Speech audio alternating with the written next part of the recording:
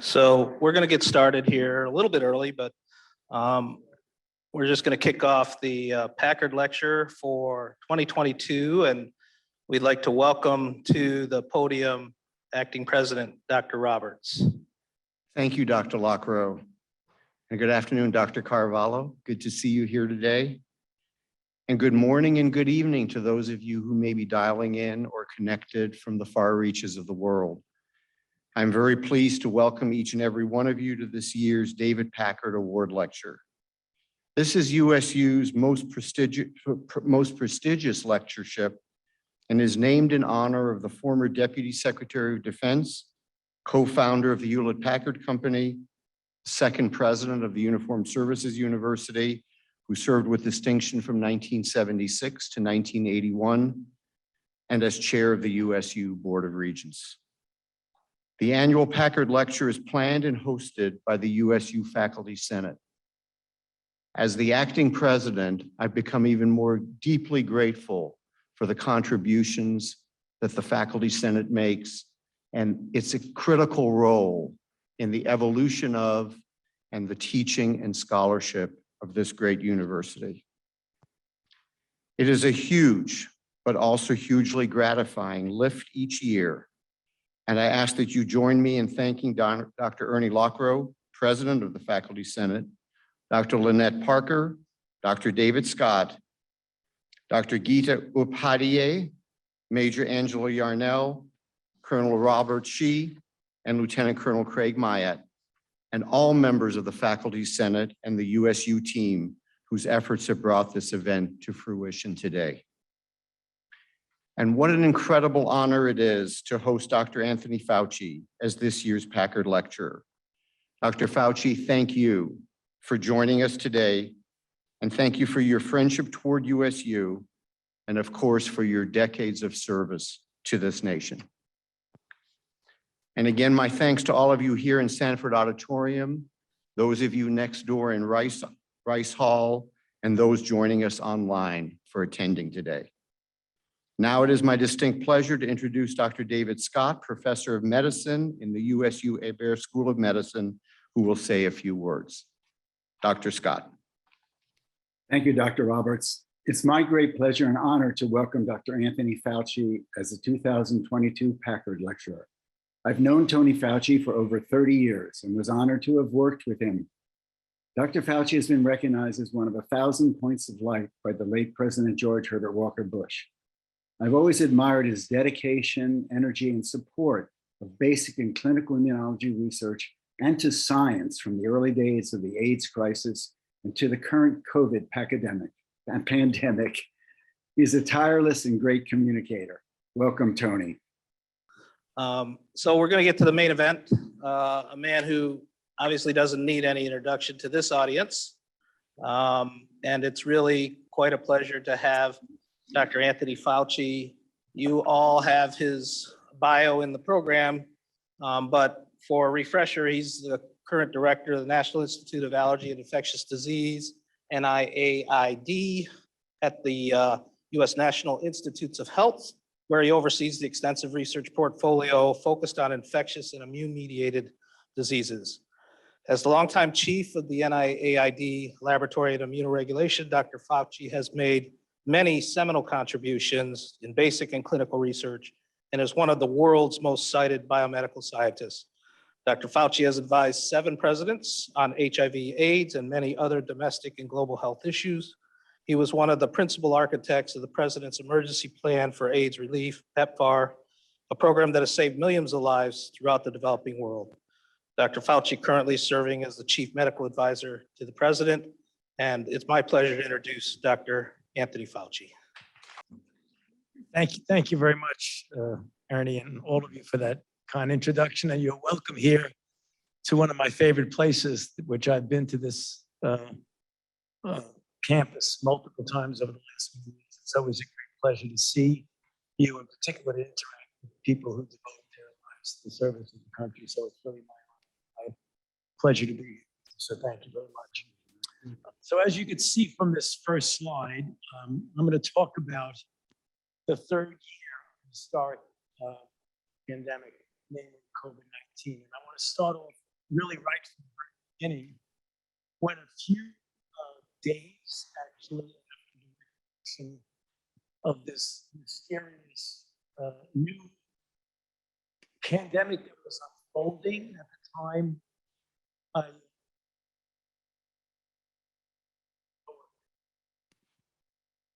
I thought the NIH. Okay, good. All right. No, I got this. Is what I, okay, good. Anyway, as you can see, I wrote this article for JAMA. It was a viewpoint in January 23rd. You might remember that the first cases were noted at the end of December, the beginning of January. The virus was first recognized in the first week.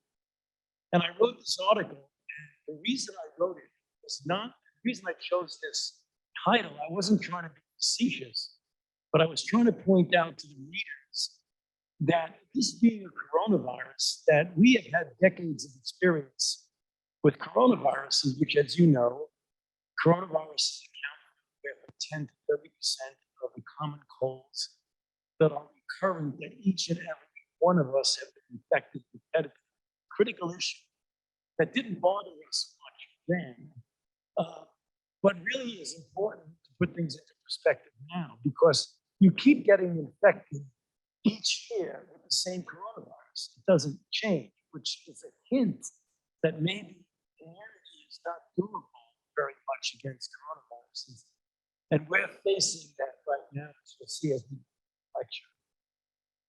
So this is the phylogenetic tree of coronaviruses. The human coronaviruses are in the red font, and the 4 yellow boxes are the 4 common cold coronaviruses that I mentioned a moment ago that we will experience multiple times.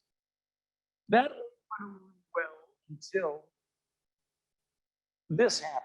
2002, with SARS-CoV-1, was the first time in our memory, and maybe hundreds of years ago, it happened before, but the first time a coronavirus was shown to have pandemic potential. And some of you may remember that. It was a pandemic, not new scope of this. It was about 8,000 cases, but it had about a 10% mortality. There were about 800 fatalities out of the 8,000. It was not particularly transmitted efficiently, and that's what we'll get to in a moment. Then in 2012, we had the second pandemic, somewhat of a muted and frustrated thrust of a pandemic, intermittent outbreaks in the Middle East, with the Middle East respiratory syndrome.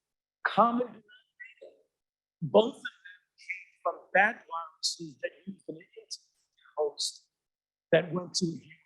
SARS-CoV-1, it was a bat to a civet cat to a human. With bears, it was a bat to a camel to a human.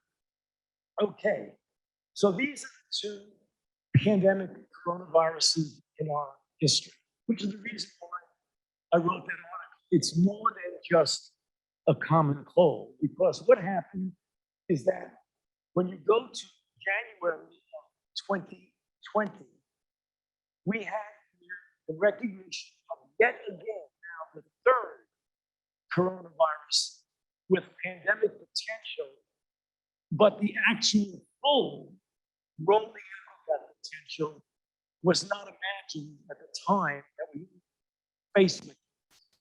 But as cases started to accumulate, we were then with this SARS-CoV-2, which was named so because if you look in the phylogenetic tree, how closely related it is, 1 to bat viruses and 2 to SARS-CoV-1. And then in March of 2020, the WHO declared this a pandemic, as if we didn't know it was going to be a pandemic, but this is the official declaration at that time. And the numbers will come out in this moment. It was about 120,000 cases in 114 countries and close to 5,000 deaths. Fast forward to today. And now, as we all know, we don't need to tell you this, but it's something that we need to appreciate as we go through the characteristics. of this extraordinary historic pandemic. As of a couple of days ago, there was almost 500 new cases with over 6 million deaths. In this heat map, as you can see, the darker give you the global cases per 100,000. And as you can see, the United States, I'll get to in a moment, was one of the hardest hit countries in the world. In fact, these are our numbers. Now we've topped 80 million cases and close to 1 million deaths. So of all the history of the outbreaks that I and my colleagues, I've been doing this, as you probably know, for about almost 38 years.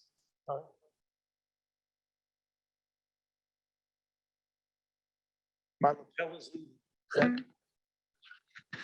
Get rid of it. That good?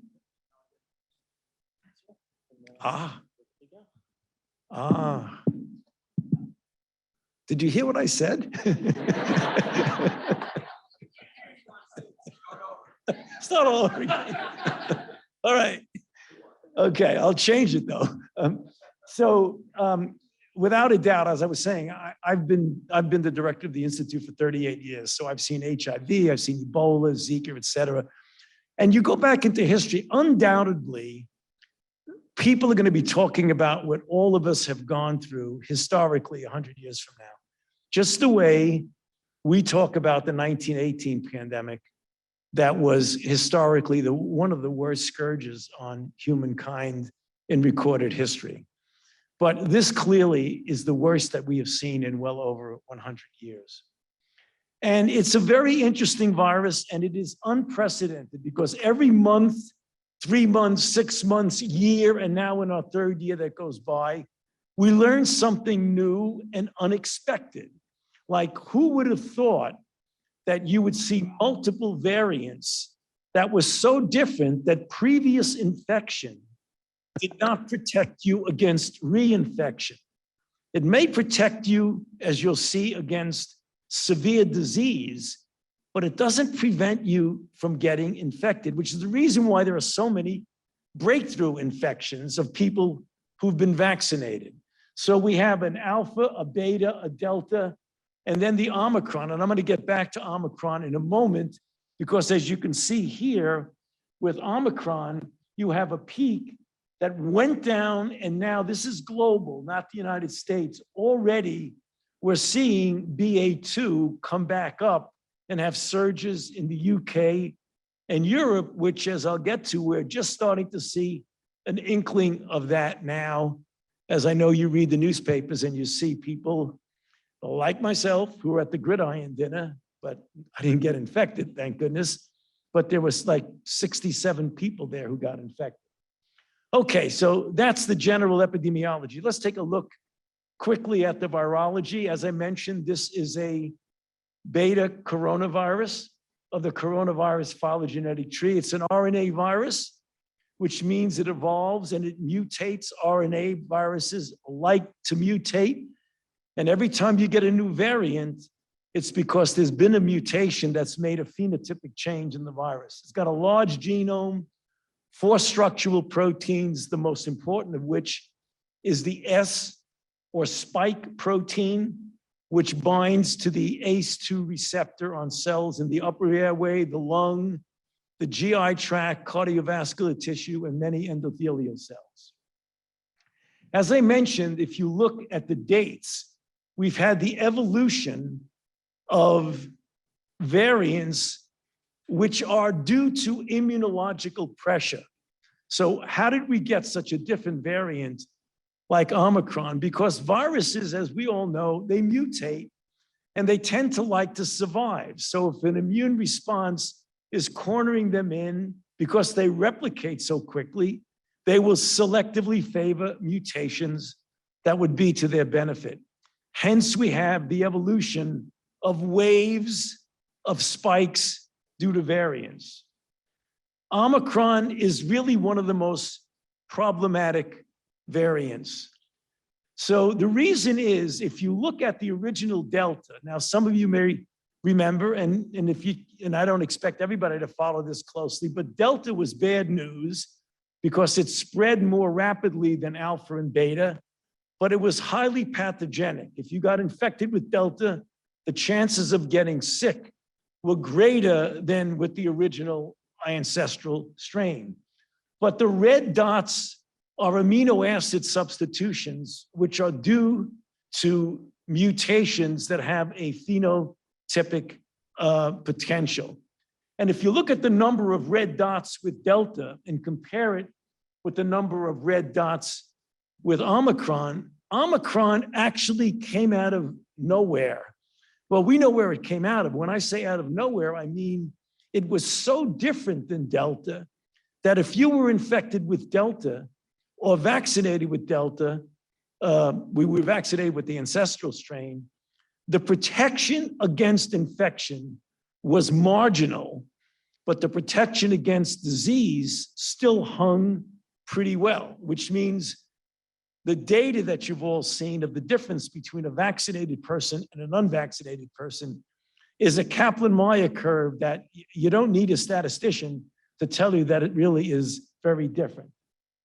Now, this is, again, for the non-virologists in the group, this is really just a family tree which shows you how far distance Omicron is from alpha, beta, gamma. It's way off. So the immune response against Delta or alpha doesn't protect you very much against Omicron, which was the reason why when people were vaccinated against the ancestral strain, you had some protection here, but when you go off here, Omicron acted almost like you were not vaccinated because 2 doses of an mRNA didn't bring up your immune response high enough to cover Omicron, which is the reason why Omicron is a 3-vaccine virus, not a 2-vaccine virus. Again, which is the reason why we're so adamant about telling people why they need to get boosted. Remember, there was that argument, do people really need boosted? With Omicron, you need to get boosted if you really want adequate protection. Now, here again, going back to this, what I mentioned just a few moments ago, this is what the European Union and the UK are experiencing right now. I deal with my colleagues in the UK. Every week we get on the phone and we compare notes.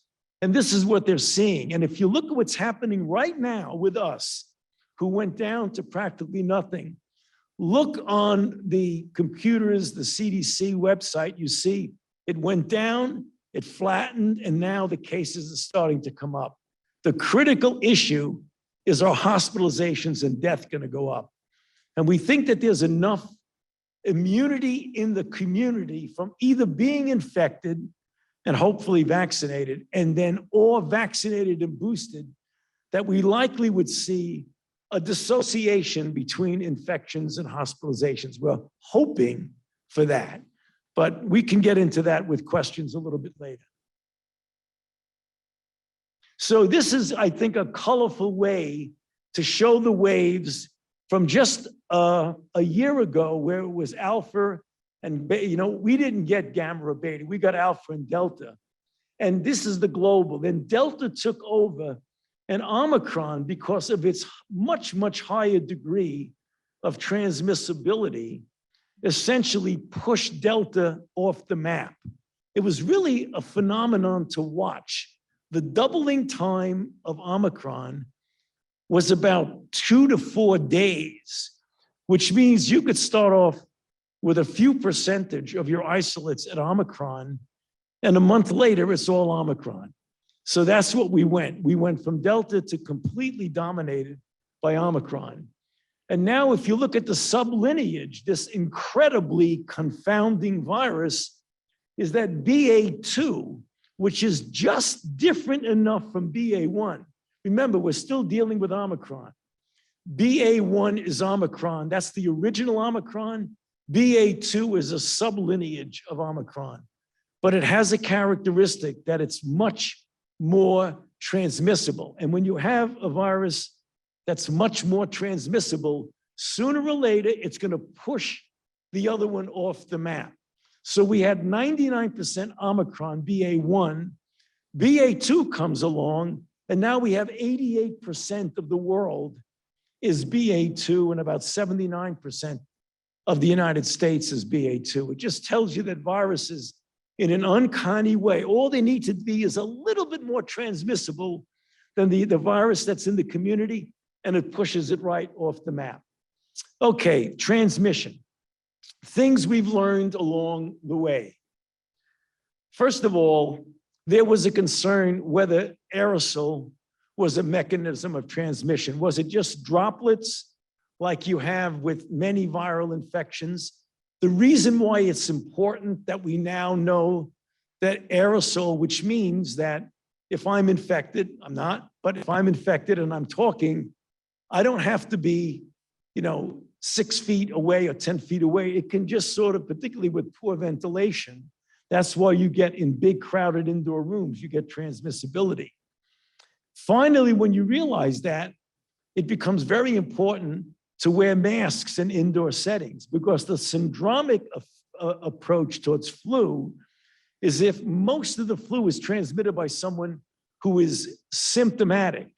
And that's why the CDC based everything on the syndromatic approach, which through no fault of their own was incorrect, because we didn't know at the time something very important. And that is that between 50 and 60% of all of the transmissions occur from someone who has no symptoms, either will never have any symptoms or is in the pre-symptomatic phase of infection. That throws contact tracing in many respects right out the window, because it becomes very, very difficult to do that when the people who are spreading it are people who don't have any symptoms. So how can you contact trace? If I'm infected and I infect 5 people in the room, how do you do contact tracing on me if I never got a symptom? And that's the reason why it became so problematic. The clinical course, about a third of people get no symptoms. Those who do, they're about 80% of them are mild to moderate, and about 15% of them become severe.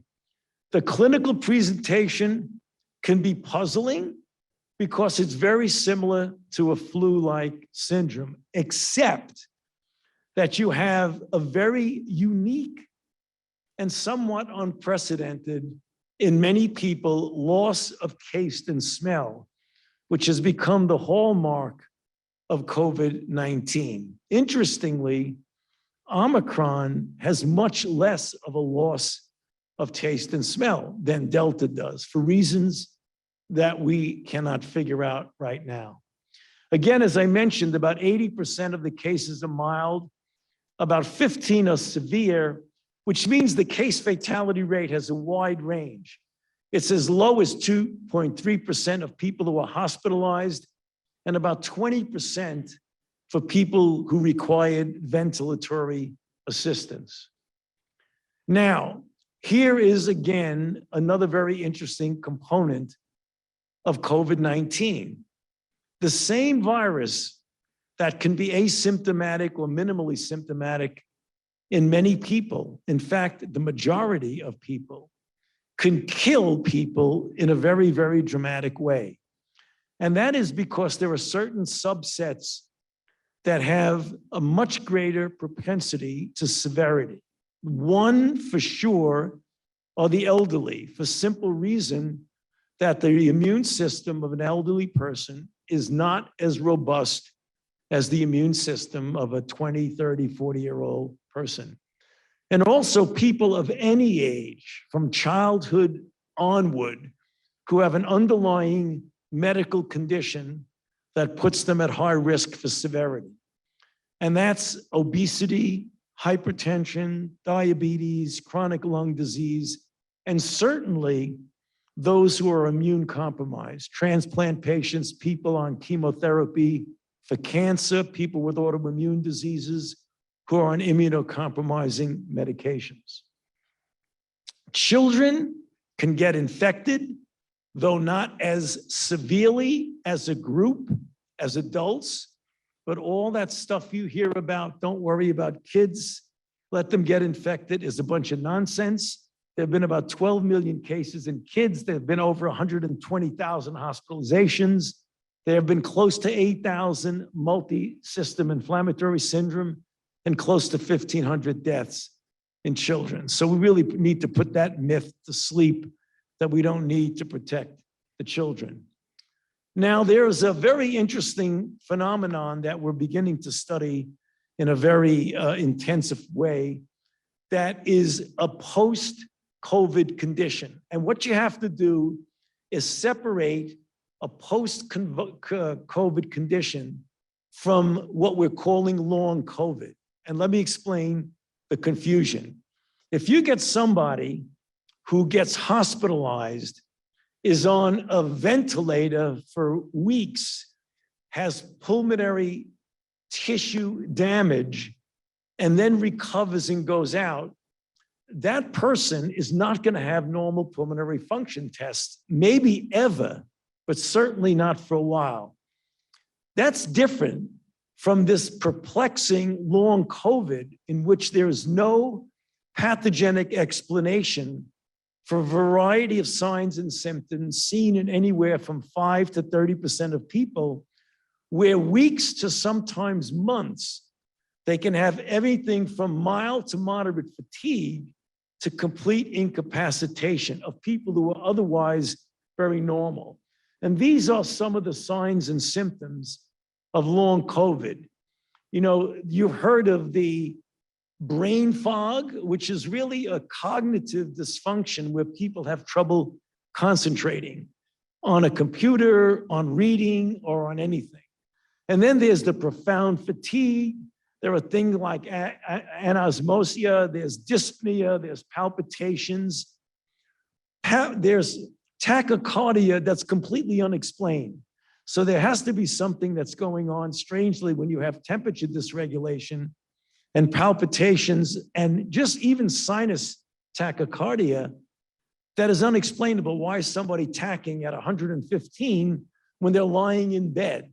They're not anemic, they're not hypovolemic, but that's what's going on. So there are a lot of things we need to learn about long COVID.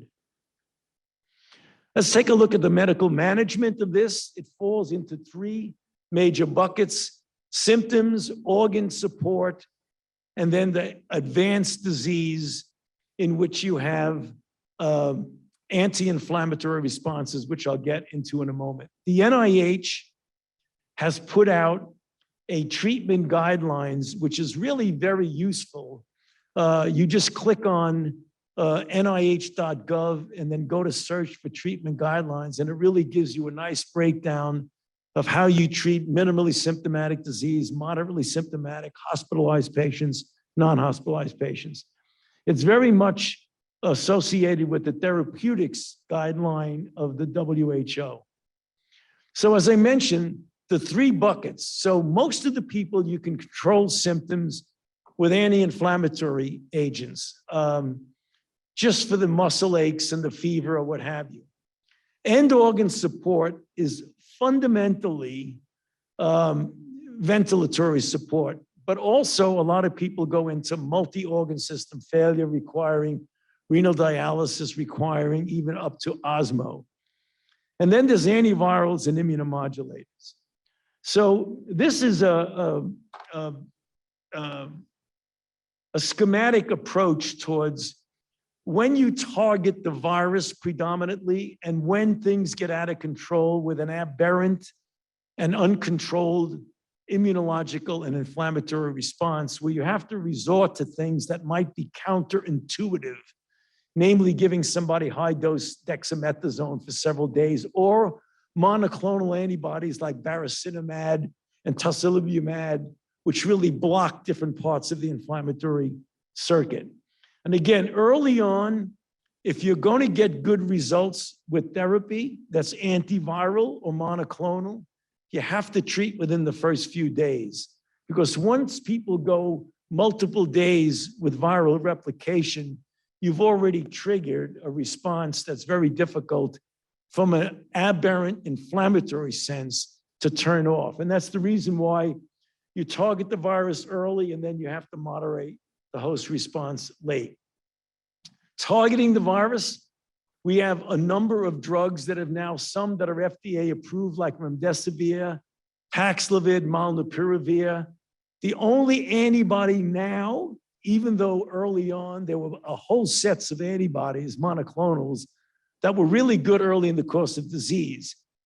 The vulnerability of a monoclonal antibody is that all you need is 1 point mutation at the point that the monoclonal antibody binds, because the good news is that it's monoclonal.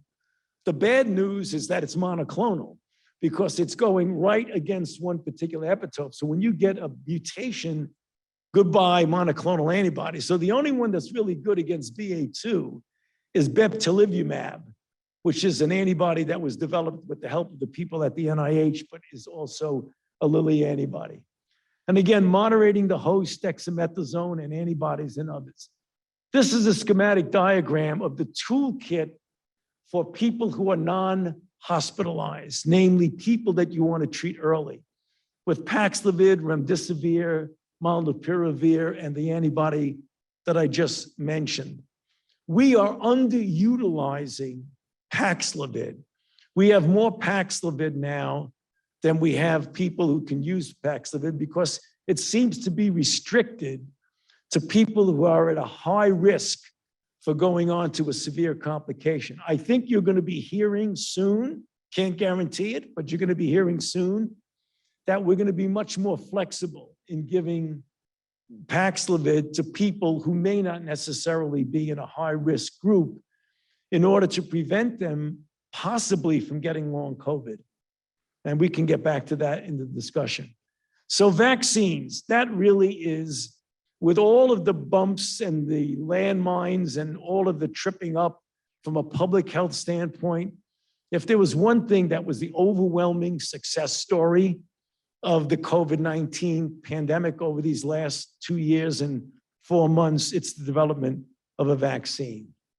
As you know, Science Magazine, because of the extraordinary, unprecedented speed which the vaccine were developed, tested, and implemented as effective and safe, was the fastest by overwhelmingly far in the history of vaccinology. 11 months from the time the virus was known and its sequence to the time the vaccine was approved by emergency use to go into people, a vaccine that was 93 to 94% effective. That we never even came close to that. And that's the reason why it was called the scientific breakthrough of the year. So now in the United States, we focused on 3 platforms, 6 companies. The ones that are the head of the race for us, as you know, are the mRNA or Moderna and BioNTech Pfizer. Moderna has a BLA, BioNTech has a BLA, and J&J, Sanofi, and others are either with an EUA or are applying for an EUA. Now, that's the good news. The somewhat discouraging news is that in our country, where you have all the riches you need to get as many vaccines as you want, we only have 65% of the total, 66% of the total population fully vaccinated and 77% receiving at least 1 dose. Of adults or people, well, kids 5 is not an adult, but those who are eligible for vaccine, only about 70% are fully vaccinated. We are behind many developed and even some middle and lower income countries in the percentage of our population because of the extraordinary divisiveness we have in our country and literally people who should know better pushing against getting vaccinated. And here is what you see for the rest of the world. It is really a shame and somewhat embarrassing that we have people in the lower and middle income countries where 15% of the population is vaccinated. Upper and middle income, it's 81%, and we are behind many of those countries. All right, booster shots. What is all this about booster shots? It gets back to what I said in the very beginning of the lecture. that the durability of response against the coronavirus, for reasons that go back to the common cold that we all experience, does not last very long. So even though we have spectacular vaccines, we got to do better for durability with different platforms.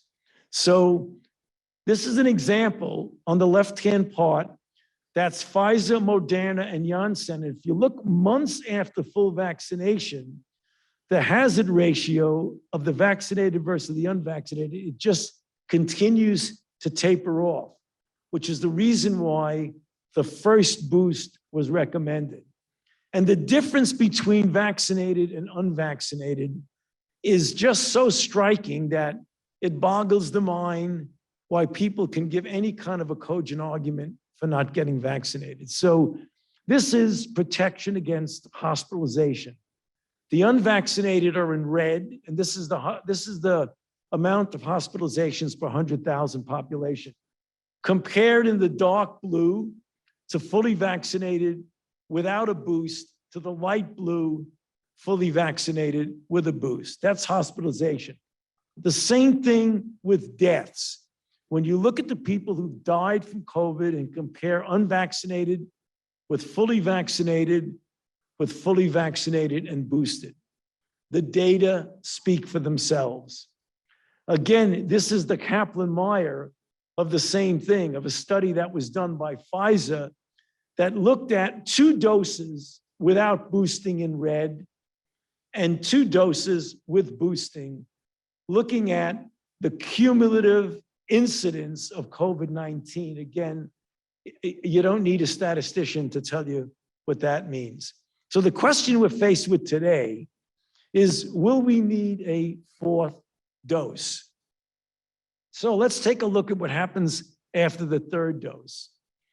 If you look at any mRNA vaccine, that's either Pfizer or Moderna, and you look at less than 2 to 3, and 4 to 5 months, and you look at the time since the boost, and you look at hospitalizations, it goes down to 58%.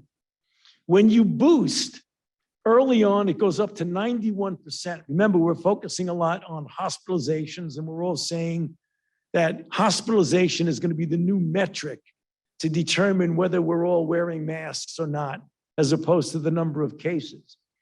So it goes from 71 to 91 and 58 to 78. But if you look at the Israeli data and the UK data, they are dropping down so that the durability of the protection, particularly in the elderly and those with underlying immune compromised conditions, goes down below a level where you really feel if you want to get them back up, they need the 4th dose. So let's take a look at what 4th doses do. So the first dose does restore waning vaccine effectiveness without a doubt. But that effectiveness of the first boost does wane over time. And the 3rd bullet is that growing evidence indicates that a second boost can restore the vaccine effectiveness, at least in the short term. So what's the data to tell you that? Okay, so here's a study from Israel of greater than 1 million people aged 60 or older.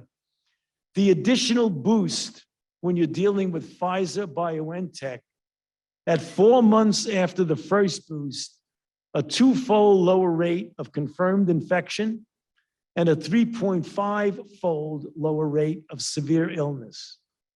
Another study of 500,000 people in a different clinic.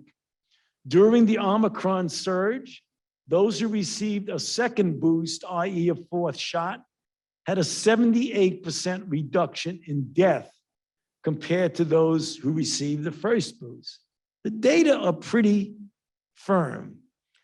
If you look at the Kaplan-Meier of that prior study, again, in red, and you look at the cumulative hazard of mortality in people who are getting the second dose, look at the red compared to the blue. Again, the data are really very clear. And finally, in another study of about 100,000 people, there was an 86.1% effectiveness against severe disease when you compare the 4th dose to the 3rd dose. Now, the weakness in these studies is that we don't know what the durability is because they're looking at it like 10, 12, 13 weeks later.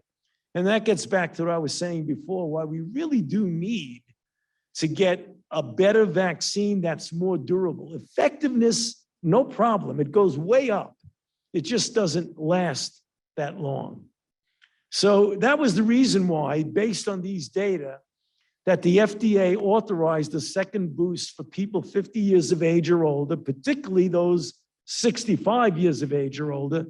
But if you're 50 or older, you can then be eligible for a boost, but particularly those with underlying conditions. And the CDC followed up the same day saying that those individuals should be boosted. So what about the future? Where are we going as we are now in our 27th month of this outbreak?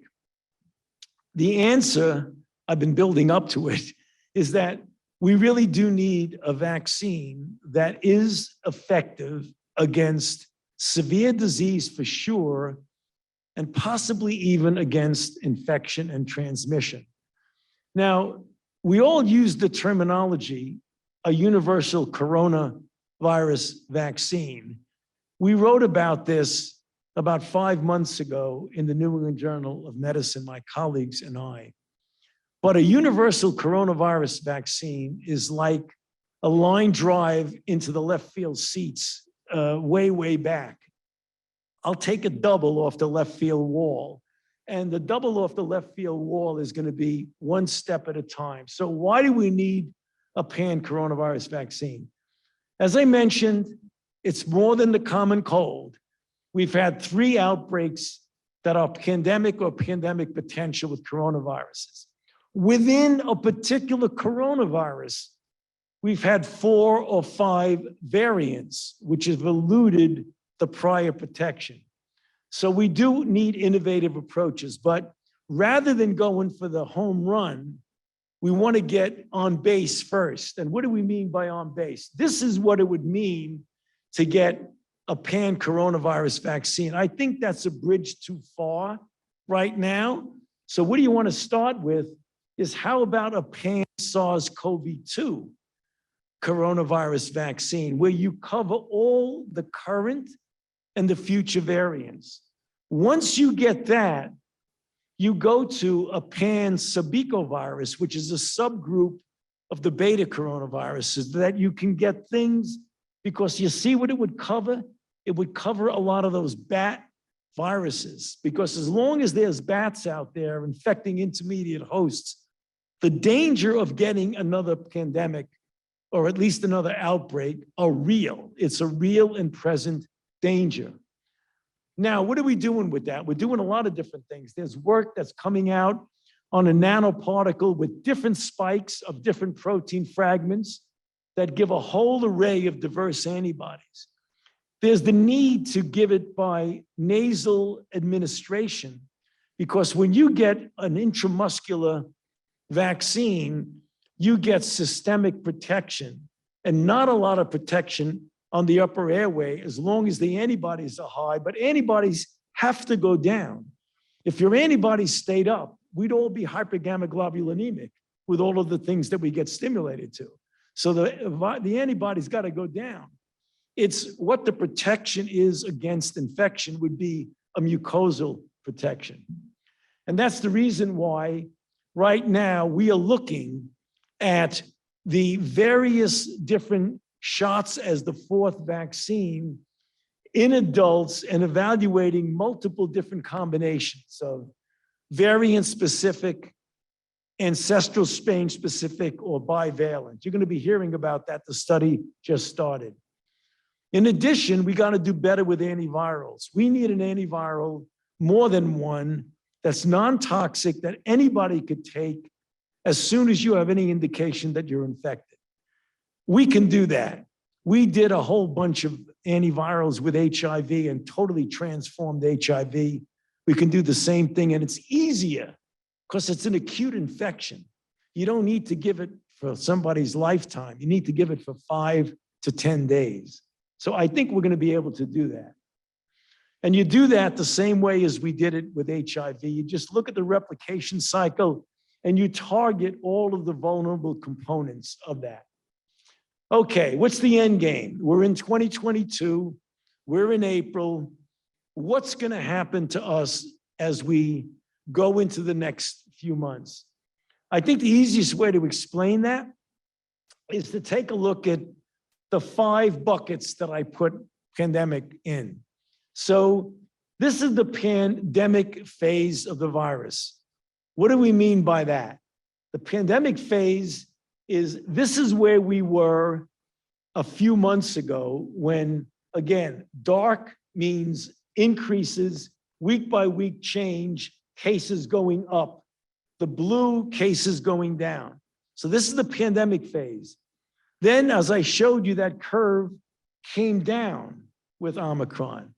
That's the deceleration of new cases. What does that look like? That looks like this. Now it's mostly blue and not dark orange and red. So you got to get to deceleration before you can get back to normal. I don't think anybody's going to say we're going to be back to normality. Remember just a few months ago, there was like 1 million cases a day. It was peaked at 936,000 cases in a day. That's like unbelievable that were that many cases. Okay, now, could we eradicate this virus? This is easy. No. And the reason we can't eradicate it is that we've only eradicated one virus in history, and that's smallpox. But what were the characteristics of smallpox that allowed us to eradicate it? One, there was no animal reservoir that could continue to feed it the way we have with bats and animals that have viruses very similar. Two, it was phenotypically stable. And that's the thing you've really got to realize. The smallpox of 100 years ago is the same as the smallpox of 50 years ago. It didn't change. Number three, we had a widely accepted global vaccination campaign. And number four, immunity from infection or vaccination was lifelong. Perfect setup for eradication. So, okay, can we eliminate it? It's not a no, but it's an I really don't think so. And the reason I really don't think so is because we've eliminated pathogens like polio in this country. Eliminate means you don't eradicate it from the face of the earth, but you don't have it in your country. We don't have polio in this country. We don't have measles in this country. Why were we able to do that? One, again, no animal reservoir to keep feeding it into the community. Two, it's phenotypically stable. Again, why I emphasize so much about the variants. Phenotypically stable means it does have some mutations, but they're not functionally relevant. So the measles vaccine and the measles that I'm old enough that I got measles when I was a kid, I'm still immune to measles. And it's a long, long time ago because the virus doesn't change. Number three, we had a widely acceptable vaccination campaign. And number four, again, the durability of protection against infection and vaccination is essentially lifelong. So, what do we have with SARS-CoV-2? We have a problem. And the problem is there's an established animal reservoirs. We know that. Deer are getting infected. Bats can get new viruses that are coronaviruses. The evolution of genotypically and phenotypically different variants. I've already showed you 5 variants, so that takes care of that. There's a lack of a wide acceptance of safe and effective vaccines. The slide I showed you, where 100% of the kids would get vaccinated, or not 100, there's no such a thing as 100%, 99% of the kids would get vaccinated against measles when I was in school. No, I wasn't, I was too old, they came after me. But now we have a lot of anti-vax situation. And then we have waning of vaccine and infection-induced immunity. So what can we hope for? We can hope for control at a level that does not disrupt our society. And that's really what we're looking at.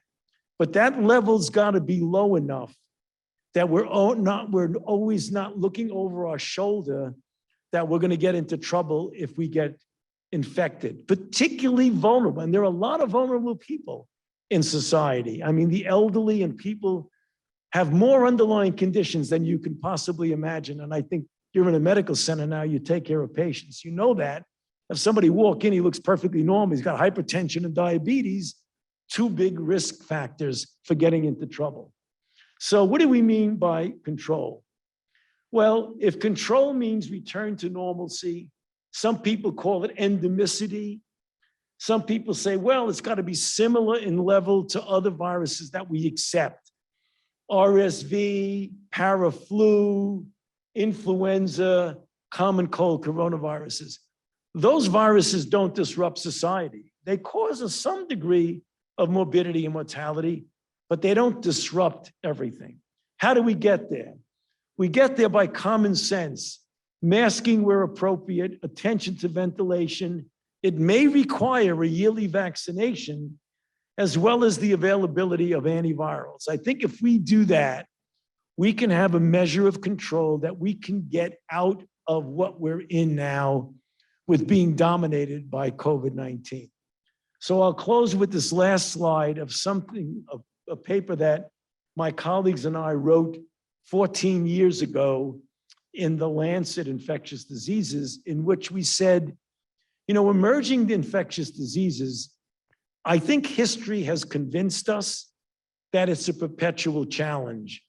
And the only way to confront a perpetual challenge is by perpetual preparedness and capability of response. So I would hope that when this is in the rearview mirror, we will not have a very short corporate memory and remember all the lessons that we've learned over the last 3.5 years so that we never get into a situation that we're in right now.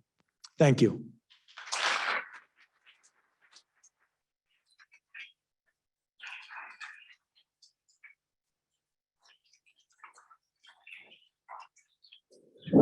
Yeah. Thanks, Dr. Fauci. We're going to continue with some questions from the audience for you. As we get the mics out there, let me go to the chat. Can you give an update on the status of less than 5-year-old children vaccine status? What are the best practices to protect less than 5-year-old child until vaccine is available? Oh, you were giving me a question. I was waiting for somebody. Oh, I'll repeat the question. Sir, can you give an update on the status of less than 5-year-old children's vaccine status? What are the best practices to protect the less than 5-year-old child until vaccine is available? Okay, so there are 2 applications in now for an EUA, one from Moderna and one from Pfizer. Now, the trick about that, that Pfizer dose is a little bit higher than the Moderna dose is a little bit higher than the Pfizer dose. We originally thought, the companies originally thought, that with the kids in Pfizer, that a 2-dose vaccine would be comparable when you do immunobridging to the adults. As it turned out, in the era of Omicron, it doesn't work. So they had to go back and do now a 3-dose vaccine trial. So Pfizer, it's going to be a 3-dose vaccine. The data are now being presented to the FDA. They'll make their decision, hopefully within a reasonable time. Moderna is looking at a 2-dose vaccine for kids. And I think likely there'll be comparable results because when you fractionate the dose down for kids, at the end of the day, the Moderna kids are getting a higher dose than the Pfizer kids, which means that Pfizer will likely be a 3-dose vaccine. And it is possible, I don't want to get ahead of the FDA, that the Moderna will be a 2-dose vaccine. The second part of the question, what do you do with kids who are in a situation where they're not vaccinated? What you do is you surround them with people who are vaccinated. That's the way you protect kids. And that's what I think that the people who are against vaccinations do not look at life as you are part of a community with a responsibility to the community. You're looking at yourself in a vacuum. So that's the easiest way. Don't let the kids come into contact with people who are not vaccinated. We can take one from the audience if anybody has a question in the audience. There we go.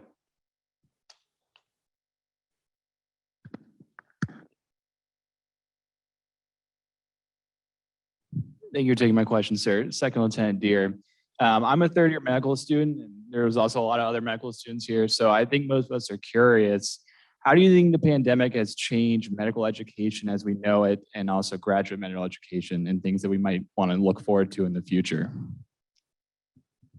Yeah, I think in a number of ways, I think it has probably inspired more people to want to go into public health and medicine because they realize how much of an impact what you can do, all of you, when you get challenged with a public health challenge like this. Now, not all of us are going to, in our career, live through as cataclysmic an event as another pandemic like this. I hope not, maybe. I hope not. And not everybody's going to go into infectious disease.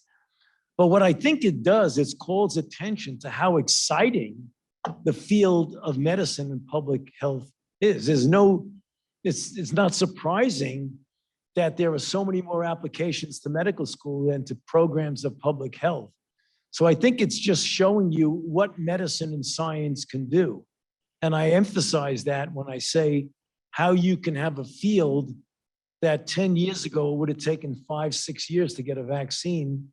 And now you have a vaccine in 11 months, which means the technology that you medical students are seeing now, by the time you get through your internship and residency and fellowship, whatever you go into, the technology is going to be mind-boggling. I mean, the difference between when I was in medical school, when I was a fellow across the street at the NIH, what we're doing now, I would never have imagined in my wildest dreams.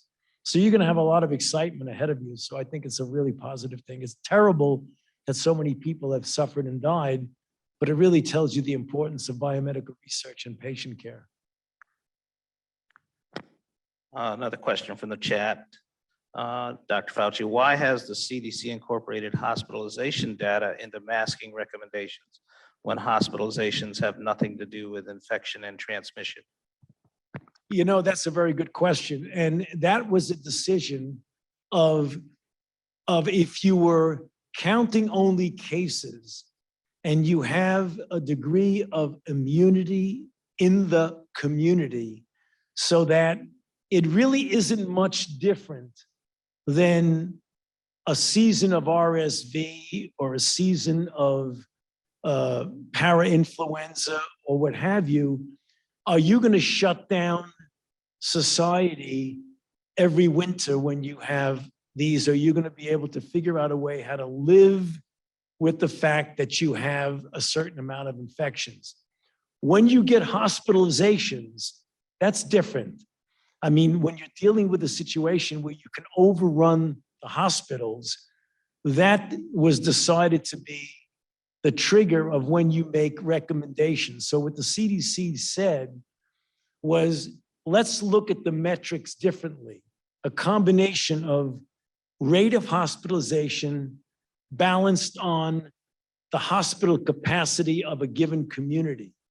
So if you have a fair amount of hospitalizations, but you're in a community that doesn't have hospital capacity, masks go back on.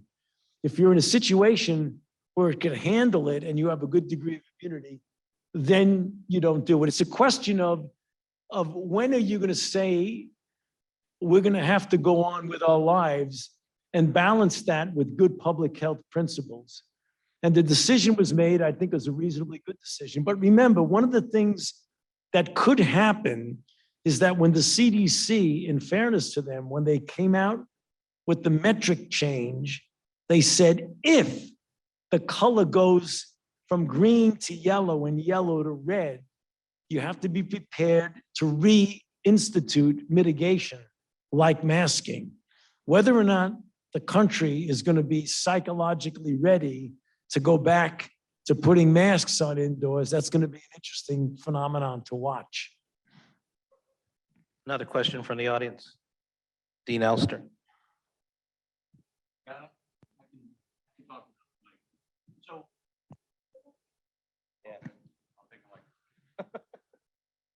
Sorry, they won't hear me on the mic. Eric Elster, Dean.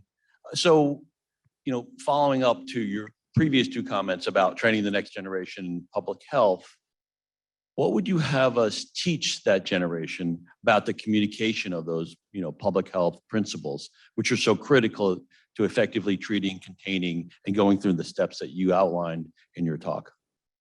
Yeah, okay, so you could probably teach a course in the medical school on that, and I'm not being facetious, because when you're talking about things as universal as public health principles, we've been completely snookered,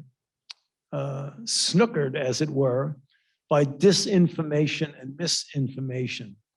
And public health people and people who are guided by science generally don't spend all day long in their bathrobes tweeting and saying that vaccines don't work and that ivermectin is the cure and hydroxychloroquine and stuff like that. So we're really in a very interesting situation that we are living in an arena of complete disinformation and misinformation where lies and untruths have been normalized so that the general public has no way of knowing who's right and who's wrong, because the accessibility to social media creates a false equivalency. So if some doctor, whatever the doctor is, gets up and says vaccines not only don't work, they kill people, and another doctor gets up and says, are you kidding? Vaccines have saved millions of lives. The general public looks and he said, well, this guy's a doctor, this guy's a doctor. Who are you going to believe? And you just don't believe anybody. We have a problem in public health. We've got to be able to articulate through the media that's used by the people. Not everybody reads the New England Journal of Medicine. That's for sure. And that's one of the problems that we have. We've got to do better in communication. They say the best way to counter misinformation and disinformation is to flood the system with correct information. But you don't see that out there. I mean, you see a lot of misinformation being spread, much more heavily weighted to the people who are spewing things that are nonsense. So got to one more question. Time for one question. I'll take from the chat. I'll take a hard one. With the advent of long COVID, how vital do you think it may be for individuals to have some knowledge of their HLA genotypes? There have been specific HLA genotypes like HLA-DRB104:01 that have been found in individuals of European descent that are also associated with more severe disease and a poor prognosis when compared to asymptomatic members of the population. Yeah, you're going to have to do a lot bigger study to show an association with certain genotypes with long COVID. I mean, there's always the hint of this. And then when you do, a million or so individuals, those things tend to fall by the wayside. I wouldn't be surprised. I mean, in many of the diseases, particularly the reason I don't poo-poo that completely at all is that there's a certain something about aberrant immunological response that makes you wind up getting into more trouble. And we know that tendencies towards autoimmunity and aberrant immune response are clearly genetically determined. The reason why so many of the autoimmune diseases, though it isn't a one gene, one disease, the way it is with sickle cell anemia, there's a constellation of genes that will give you more of a likelihood of getting what we call a diathesis towards immune aberrancy. So I think that could easily be something that we find out in the future is related. So we're going to close, and before we close, I'd like to call Acting President Dr. Roberts up, and we have a couple of mementos for you. I want you to know that at one point there were over 725 folks on Zoom. So you're very popular, sir. It depends on who you talk to.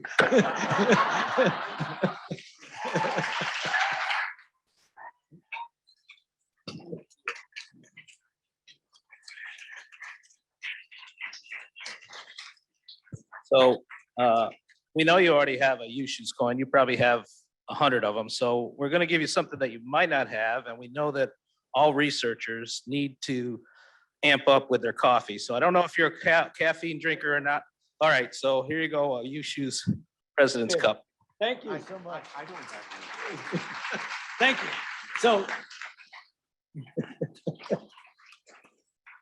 So, I drink espresso. If I fill this up with espresso, I'll go into ventricular tachycardia forever.